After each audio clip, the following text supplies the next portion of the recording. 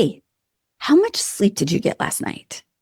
No, I mean the real amount of sleep, not how much you told yourself or what time you got into bed when you actually fell asleep. Hmm.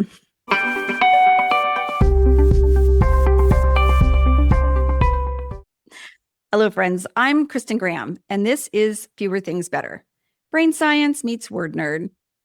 Each week, I pull out the practical, real life parts of neuroscience and behavioral psychology. Think of it as headlines and highlights without all the homework. And today, we are talking about sleep. Because here's the thing that none of us want to admit. We're walking around tired, so tired, but wired. For me, I start yawning. Well, sometimes during the afternoon, but I start really yawning around 8 o'clock at night. Oh my gosh, it's so embarrassing.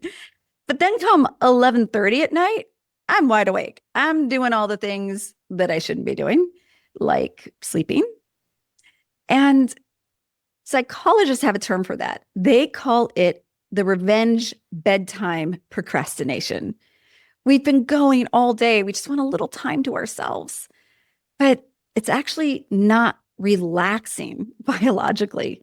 And it's not the reward that you think it is. And here's what's happening. Look this up. In 2017, researchers followed a group of about 30,000 people. And for over 18 months, they tracked the sleep cycles and the effect of the brain and the body when sleep varied.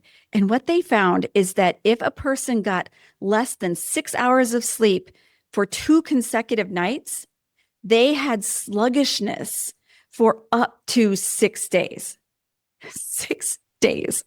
Is that extra episode really worth 6 days worth of dragging around? I know. Here's the other thing. Even staying up just an hour later, even if you end up getting a full course of sleep, so you stay up 1 hour later and you then sleep for 8 hours, physiologically, your brain still clocks that as going to bed later, and there still can be evidence of slower thinking the next day. So there's a cognitive cost for all this sleep swapping that we're trying to do. And no, it's not possible to just catch up all on vacation or on the weekend. The sleep you skip tonight isn't free. Your brain sends the bill the next day, and the next day, and maybe for 6 days. So why does this hit so hard? What's happening that this matters so much? You see, sleep is when our body has the night shift working very, very hard for our brain. It is sorting through all the data that we took in. It's sorting things into memory. It's filing things over here. And it's giving your whole physiological system a chance to reboot. If you skip that, the first thing that's going to take the hit is your short-term memory. I bet you can recall this. You get up in the morning, you're like, now what was that thing? And what was I working on? Or you go back and you're like, oh, I never actually sent that email or that message. It's because we're still playing catch up overnight. We're slower to finish things. We're more likely to make mistakes. And here's the part that a lot of us don't connect. Less sleep impacts our empathy as well. So not only are we kind of sluggish, we're probably a little crabby. We're angry at people on the commute. We're probably angry at ourselves. We're more likely to skip lunch or skip a workout. There is a cost that really carries throughout the days and the decisions ahead of us. And there is a whole industry built to sell you permission to sleep less. Supplements and gadgets and fancy pillows.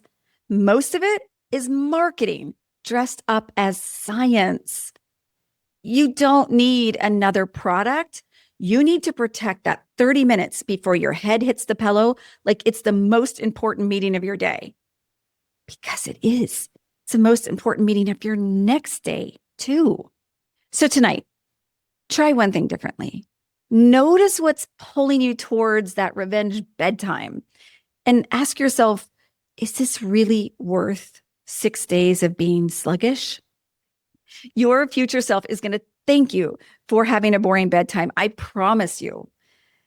It's important to be boring so that your brain can be important the next day.